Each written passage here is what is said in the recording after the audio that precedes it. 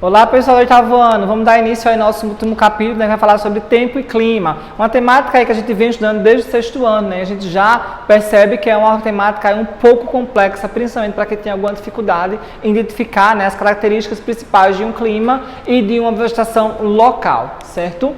Diferenciando tempo e clima, né? Tempo, né, é diferente de clima. A gente não pode falar que o clima hoje está ensolarado, o clima hoje está nublado. Não, a gente tem que falar de tempo. Tempo é o estado momentâneo da atmosfera. Como é que hoje está? Hoje a atmosfera está chuvosa, hoje a atmosfera está ensolarada, né? Por quê? Porque o clima são condições atmosféricas mais frequentes, mais duradouras. Já se passam aí muito tempo para fazer um estudo daquele local e definir qual é o clima determinante naquela região, certo? Então, tempo é um estado momentâneo e clima é um estado aí que é revelado a partir de um certo trabalho feito naquela região de mais ou menos 30 anos de pesquisa. Aqui no nosso celular mostra basicamente isso, né? O clima, aliás, o tempo, ele é mostrado instantaneamente na tela do nosso celular, para a gente saber, para a gente se orientar como é que a gente vai sair, como é que nós podemos chegar hoje nas nossas casas, devido à possibilidade de procurar informações do tempo hoje, já que como nós estamos no momento aí de mudanças climáticas, pode amanhecer chovendo, mas pode chegar ao final da tarde ensolarado ou ao contrário. Importância da previsão do tempo. Previsão do tempo. Previsão quer dizer que isso pode ocorrer ou não ocorrer. Vai depender aí das condições atmosféricas de um local, certo? Os dados recolhidos através da previsão do tempo, que podem ser mostrados pela televisão, rádio ou outras mídias, mostram o tempo diário e até mesmo o tempo semanal. Aquela mulher do tempo mostra, né? A previsão do tempo hoje, para amanhã, vai ser ensolarado em áreas tal, vai ser chuvoso em áreas tal. Isso é uma previsão. Isso quer dizer que pode ocorrer ou também pode não ocorrer, dependendo das condições climáticas que se situam naquele local, como umidade, temperatura, pressão atmosférica. Esses dados aí, que são chamados de previsão meteorológicas, além de interferir no dia a dia, têm fundamental importância para os seres humanos, principalmente na agricultura, pois indica os melhores meses de chuva e de estiagem, né, para você plantar ou colher. Previsão de fenômenos naturais, como é o caso de furacões ou fortes chuvas, para que as autoridades comuniquem com antecedência, né, já que você tem essas previsões meteorológicas, você tem satélites que trabalham aí para prever quando chega um furacão, quando chega uma tempestade, né, se vai ter aí grandes chuvas, grande estiagem. No sentido do transporte aéreo e marinho, para evitar rotas que apresentem eventos meteorológicos como tempestades, ventanias ou até mesmo grandes neblinas que impactam a visualização das aeronaves. Nas atividades relacionadas ao turismo, né? Quando você pode viajar para um local que tem aí praias, que você possa curtir essas praias no tempo bastante sol, né? Regiões gélidas, no qual você pode fazer um passeio na região de neve ou outra coisa semelhante.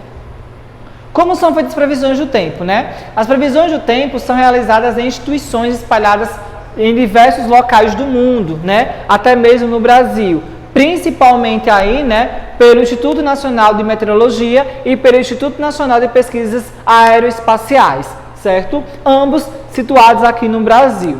Vários dados são coletados como temperatura, umidade relativa do ar, precipitação pluviométrica, no caso as chuvas, pressão atmosférica, velocidade dos ventos, entre outros. Tudo isso aí, né, ou seja, temperatura, umidade, precipitação e pressão atmosférica e até mesmo os ventos vão definir se aquele local vai ter uma probabilidade ou não de ter chuva ou de ter sol.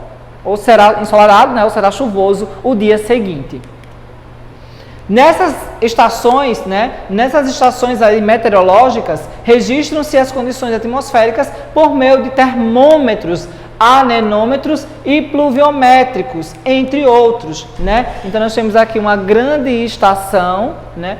Essas estações aqui, elas são totalmente voltadas para captar informações que venham a ser coletadas da atmosfera, e essas informações aí são necessárias para que a gente possa definir se haverá períodos chuvosos, período de estiagem, dia chuvoso ou dias de estiagem.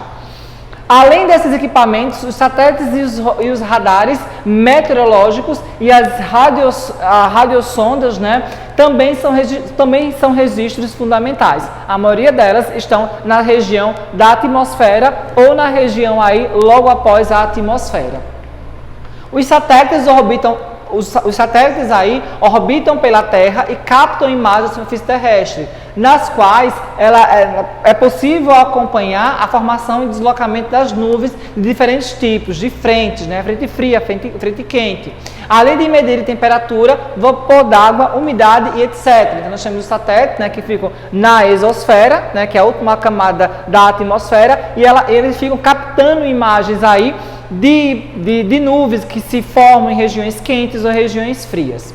Temos também os radares meteorológicos, né, no qual eles se localizam na superfície terrestre, tá? São equipamentos que podem detectar tempestades e tornados, bem como analisar as nuvens e seus deslocamentos. Então, nós temos esses radares aqui, né, que ficam fixados na Terra, né, na superfície terrestre, e eles captam informações próximas à superfície terrestre.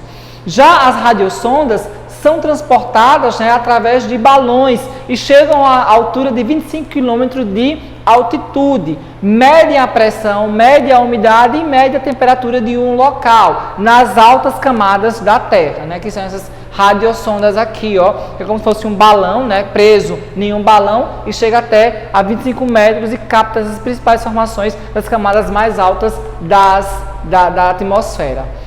Cabe aos meteorologistas, né, que são as pessoas que são preparadas nas universidades, para trabalhar toda essa conjuntura que faz parte da atmosfera, né? Eles vão organizar e interpretar os dados que são coletados nesses tipos de equipamentos, né? E por instrumentos e vão fazer essas simulações através aí de acordos ou dados matemáticos, né, mais precisos para chegar na conclusão desses fenômenos naturais que ocorrem na atmosfera. Formação das nuvens, né? As nuvens surgem pela condensação do vapor d'água, ou seja, tudo que a gente pode perceber lá na atmosfera, nessa atmosfera azulzinha chamada céu, nuvens que são vapor d'água, umas com mais consistência, outras com menos consistência, vai depender da coloração daquela nuvem. Se for uma nuvem totalmente escura, né, vai ser uma nuvem que é bastante carregada de vapor d'água. Se for uma nuvem um pouco mais clara, vai ser uma nuvem com pouco vapor d'água, formando um conjunto de gotículas de água ou de cristais de gelo, aí vem a neve, né, em suspensão no ar. A formação das nuvens em diferentes aspectos, em diferentes altitudes, são indícios utilizados para a previsão do tempo, né? Quanto mais existe nuvens carregada, maior será a probabilidade de chuva. Quanto menos existe nuvens em uma região, menor será a probabilidade de chuva naquela região. Existem vários termos aí para classificar os tipos de nuvens presentes na atmosfera. Nós temos os nimbos, né? E nós temos os nimbos e nós temos os altos, que são aí dois exemplos que se referem às nuvens de cor cinza escura e nuvens de grandes altitudes, respectivamente. Ou seja, as nimbos são chamados de, no caso, as nuvens escuras de chuva escura, né, cinza escuro, são as nimbos. E as nuvens mais altas são chamadas de altos e suas classificações. Vamos lá. De acordo com as séries de características, as nuvens recebem aí denominações mais específicas e podem ser divididas em 10 gêneros. Entre elas nós temos aí os cirros altos e de cor branca, ou seja, aquelas nuvens altas de cor branca que são semelhantes aos carneiros, né? Que a gente fala que são os carneiros lá no céu, elas são chamadas de cirros. Cúmulos são grandes grupos de nuvens brancas com aspecto de flocos de algodão. Estratos, né, são as nuvens aí com grandes camadas que deixam o dia totalmente nublado. E nós temos as cúmulos nimbus, que são as nuvens que apresentam correntes de ventos em destinos opostos, além dos altos cúmulos, que são as nuvens que são chamadas popularmente de carneirinhos, né? Nós temos as cirros, que são aqueles riscos, as cirros são aqueles riscos que ficam na atmosfera, né? E os altos cúmulos são aquelas nuvens um pouco mais densas, brancas, que ficam lá na superfície, na parte um pouco maior, tá? Então aqui, ó, os cirros, né? Nós temos os cirros, nós temos os cúmulos e nós temos aqui os estratos, que são bem mais densas, além dos cúmulos nimbos, né? Que são aquelas nuvens bastante carregadas e pesadas. Umidade do ar, né? O que é uma umidade do ar? A quantidade de vapor de água que existe na atmosfera, né? Então existe a quantidade de vapor que há na atmosfera e existe a quantidade de vapor que deveria estar na atmosfera. De acordo com a qualidade da água, né, o ar pode estar úmido ou o ar pode estar seco. Se tiver uma presença muito grande de umidade, o ar está úmido. Se tiver uma presença pouca de umidade, o ar está seco. A umidade relativa do ar é medida por meio do aparelho chamado higrômetro, por uma porcentagem. A variação da umidade em determinados intervalos de tempo pode ser medida e registrada por meio do higrógrafo, ou seja, nós temos um aparelho aí que mede a quantidade de ar que está em suspensão. Lembrando que 30% da umidade relativa do ar, né, a umidade que está no ar suspensa, já é em caráter de, digamos, preocupação. A gente tem que se usar máscara, né, e tem que se hidratar. Então esses são os aparelhos aqui, né, o higrômetro, né, que mede a umidade do ar, certo? E nós temos também o higrógrafo, que mede a umidade do ar em intervalos durante o dia. Precipitação pluviométrica, ou seja, chuva. O que é, né? O índice pluviométrico pode ser medido através de um aparelho denominado pluviômetro. Cada milímetro do pluviômetro simboliza 1 litro, 1 litro aí por cada metro quadrado. A estação meteorológica usam equipamentos aí mais elaborados chamados de pluviográfico. Então nós temos aqui um pluviômetro, né, que ele tem ele apresenta aí essa ampola, né, como se fosse uma ampola, e cada centímetro desse aqui equivale a 1 metro quadrado de água que cai na superfície terrestre, tá? As estações aí mais elaboradas utilizam-se esse tipo de pluviográfico. Precipitação atmosférica, né? A precipitação atmosférica é a força que o ar vai exercer na superfície terrestre, né? Ou seja, o monitoramento vai ser feito por equipamento denominado barômetro, tá? O barômetro aqui ele mede a quantidade de ar que está na superfície terrestre. Lembrando que quando o ar se eleva é porque o ar está quente, as células de ar, né? As moléculas de ar elas estão mais densas, elas estão mais soltas e o ar tende a subir, já que é um ar quente. Quando o ar é seco, né, ele é um ar um pouco mais frio, ele tende a cair, já que o ar é mais pesado e as moléculas estão mais juntinhas. Quando o barômetro acusa a diminuição do ar, isso quer dizer que pode existir a possibilidade de chuvas. Temperaturas de ar. As previsões de tempo também mostram a variação de temperaturas mínimas e máximas de um determinado local. Ou seja, a temperatura é o calor existente, a quantidade de calor existente em um determinado local, em uma determinada região, né? Que vai ser medido pelo termômetro. Ventos e correntes de ar. Quando aquecida a superfície do planeta Terra, né, ela vai liberar calor. Esse calor aí vai fazer com que o ar ele suba e troque aí de energia entre o ar quente da região mais superior e o ar frio da região mais inferior. Tem essa troca aí, né? O ar frio desce, o ar quente sobe. Com isso aí nós temos essa troca de ar, essa troca aí de moléculas. Consequentemente, isso ocorre quando aumenta a temperatura, tá? Fazendo as moléculas vibrarem mais intensamente e com isso aí tem a diminuição e a densidade de certos volumes de ar. Enquanto isso, sobe em direção às camadas mais altas da superfície as moléculas mais quentes de ar e desce as moléculas mais frias. O ar frio, por ter moléculas menos densas, né, por terem suas moléculas aí mais próximas umas das outras, tende a descer, já que são moléculas pesadas, ocupando o espaço deixado pelo ar quente. Esses deslocamentos são formados as correntes de ar, tá? Então nós podemos dizer que as moléculas de ar, né, quando elas estão superaquecidas, elas estão mais densas, elas tendem a subir, que elas são mais leves. Quando as moléculas de ar elas são resfriadas, o ar tende a cair, porque as moléculas estão mais juntas, o ar fica pesado e ele cai. Se o ar se desloca em sentido horizontal em relação à superfície terrestre, é chamada de vento. Caso o movimento se desloque verticalmente, né, é chamado de corrente de ar. E essa troca, né, de corrente de ar quente e ar frio pode gerar os tornados, pode gerar aí os furacões, certo? Um tipo de corrente comum nas áreas litorâneas é a brisa, né, que é a troca de calor entre o continente e o oceano, soprando aí durante o dia do mar para o continente e do continente para o mar durante a noite. Esse deslocamento ocorre pela diferença de aquecimento entre a superfície da Terra e no mar ao receber radiação. Por exemplo, a brisa marinha, né, vai ocorrer durante o dia. Por quê? A brisa marinha vai soprar ventos frios para o continente e o continente aquecido durante o dia vai soprar ventos quentes para o litoral. Ao contrário, né, a brisa terrestre vai ocorrer da seguinte forma: o oceano está aquecido durante o dia todo, quando chegar à noite o oceano vai evaporar e vai lançar umidades quentes, ventos quentes para o continente. Já o continente vai lançar ventos frios para o oceano, tá? Isso ocorre ao contrário quando chega o período do dia. Então nós temos a brisa marinha e nós temos a brisa terrestre. Os ventos locais atingem pequenas distâncias, até cerca de 100 km, enquanto os ventos globais percorrem longa distância em torno do globo.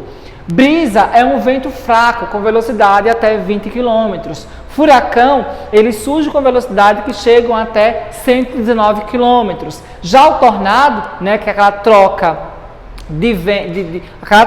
né, entre a massa quente e a massa fria, ela pode ter um poder de destruição muito intenso, muito forte, porque vai chegar até mais de 500 km por hora.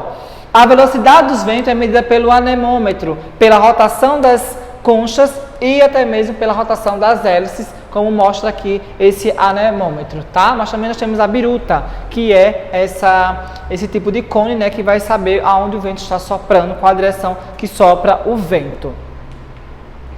Massa de ar. A massa de ar são grandes porções que apresentam características de temperatura, umidade e pressão determinadas de uma determinada região, né? Ou seja, as massas de ar polar quando se origina a massa de ar polar, quer dizer que ela é fria e quer dizer que ela é seca ou úmida. Quando ela é tropical, isso quer dizer que ela é quente e úmida. Quando ela se origina no litoral, isso quer dizer que ela pode ser úmida, ou fria ou quente, dependendo da região que ela se origina. Quando ela surge no continente, né, na maioria das vezes ela é seca, ou quente ou fria, dependendo também da região que ela se origina. O encontro de duas massas de ar diferentes pode ocorrer, né, características chamadas de frentes, ou seja, frente fria se encontra com a frente quente ou frente quente se encontra com a frente fria. Então essas características, né, de frentes quentes e frias dá-se o nome de frente, que é uma área de transição entre o quente e o frio. Por exemplo, aqui, ó, uma frente fria. Uma frente fria, né, é quando ocorre uma massa de ar frio, encontra e empurra a massa de ar quente, deslocando-se para baixo, ou seja, a massa fria empurra essa massa de ar quente e coloca ela para baixo. Quando vem a frente quente, acontece que a massa de ar quente encontra a massa de ar frio, estaciona e passa por cima dela, né? Quando vem o ar quente, ele vai também, passa em cima dela, se encontra e passa em cima dela. Nas duas ocasiões ocorrem chuvas, devido ao quê? Massa fria e massa quente se juntam, provoca chuvas em uma determinada região, tá? Climas, aqui nós temos os climas totalmente variados, como nós estamos principalmente no sexto ano, né? Desde os climas equatoriais, marcados pela linha do Equador, que são quentes e chuvosos. Também nós temos os climas subtropicais, climas tropicais, marcado aí por duas estações, a quente chuvosa e a fria e seca, né? Subtropicais aqui, ó, no qual nós encontramos as 4 estações de ano bem definidas. Também nós temos aí uma grande distribuição de chuvas homogêneas durante o ano todo. Nós temos regiões semiáridas, que temos aqui as chuvas mal distribuídas durante o ano todo. E na maioria das vezes é uma temperatura bastante grande. Nós temos os climas aí mediterrâneos, que são aí verões chuvosos, invernos chuvosos e verões aí bastante secos. Temos os climas frios, que são características principalmente de regiões próximo aos polos, né, que encontra-se temperaturas um pouco abaixo de zero. Os climas desérticos, no qual não há precipitação e sim uma alta evaporação devido à grande quantidade de temperatura, né? Os climas temperados, principalmente e típico da região norte do globo, no qual vai apresentar também as 4 estações do ano, chuva bem distribuídas, além de clima temperado continental, que existe aí uma grande amplitude térmica, e o clima temperado oceânico, que tem uma pequena amplitude térmica. Temos também o clima polar, onde vai se encontrar a tundra, né? Ou seja, onde nós encontramos o permafrost, aquele solo congelado durante basicamente vários períodos do ano, e também nós temos o clima frio de montanha, que é típico de regiões aí, como é o caso do Himalaia, como é o caso dos Andes. Nós temos os principais fatores que vão interferir em um clima, né? Nós temos a latitude, a altitude, massa de ar, correntes marítimas, continentalidade e maritimidade. Lembrando que isso aqui são fixos, eles não trocam com o passar do dia, como nós vimos aí com os outros elementos, né? Como é o caso da massa de ar, temperatura e umidade. Eles são fixos, eles não mudam, são eles que determinam o clima que vai se originar em um local. Por exemplo, a latitude. A partir da latitude, a gente vai saber quais são as regiões que recebem maior incidência da radiação solar, provocando aí uns climas bastante quentes, né? Ou seja, regiões próximas ao Equador, e nós temos aí regiões que são polares, que recebem menor incidência, e com isso aí tem uma pequena possibilidade de ter certas temperaturas, né? Então nós temos as 3 regiões: regiões equatoriais, que recebem maior incidência solar, regiões temperadas, né, que recebem incidência solar dependendo da estação do ano, e as regiões polares, né, as regiões temperadas, né, e as regiões polares aí que recebem basicamente incidência mínima da radiação solar, tá? Então, ó, as áreas tropicais, né, as áreas equatoriais são as regiões mais quentes. As áreas temperadas têm essa mudança aí de temperatura, dependendo aí da estação. Se for verão, muito quente; se for inverno, chega a chover. Já nas regiões aqui, ó, polares, basicamente nós temos um clima muito rígido, que é o frio constante do ano, durante o ano inteiro. A altitude também vai interferir em uma região, porque quanto mais a região for alta, menor a concentração de moléculas de carbono. Quanto menor a concentração de moléculas de carbono, menor será a radiação naquele local, menor será a quantidade de calor naquele local. Ou seja, regiões altas demais, nós temos neve constante nos picos das montanhas, como mostra aqui, né, nessa imagem, ó. Região muito alta, pouca concentração de oxigênio, pouca radiação. Já na região mais inferior, nós temos uma maior concentração de oxigênio e com isso aí um maior calor naquela região, tá? As correntes marítimas também, né, que vão apresentar densidade, vão apresentar salinidade, vão apresentar também temperaturas diferenciadas. Por quê? As correntes marítimas frias se originam próximo aos polos, né? E as correntes marítimas quentes se originam próximos ao Equador, né? As áreas mais quentes aí. E quando há a presença de correntes marítimas frias em uma determinada região do continente, há uma baixa evaporação naquela região, e com isso aí não tem chuvas e ocorre aí uma grande quantidade de desertos, como é o caso aqui do deserto de Saara. Por que existe deserto de Saara? Porque tem uma grande corrente fria nessa região aqui, empatando que haja evaporação, empatando aí que haja a entrada de grandes quantidades de chuva nessa região aqui. A mesma coisa acontece no deserto do Kalahari, deserto do Atacama, né? Deserto da Califórnia e também com o deserto aqui australiano. E a continentalidade e a maritimidade, né? A maritimidade vai ser a aproximação com a região que existe aí uma grande quantidade de oceanos e mares. Quanto mais uma região apresenta oceanos e mares, maior será, a menor no caso será a sensação térmica, ou seja, vai ser quente durante o ano inteiro devido a essa presença. Já a continentalidade vai ser o contrário, né? Nós vamos ter aí uma grande amplitude térmica durante o inverno, durante o verão ou até mesmo durante o dia. Para finalizarmos aí, vocês ficam com a página 57 até a página 60 e durante as aulas a gente tira as possíveis dúvidas.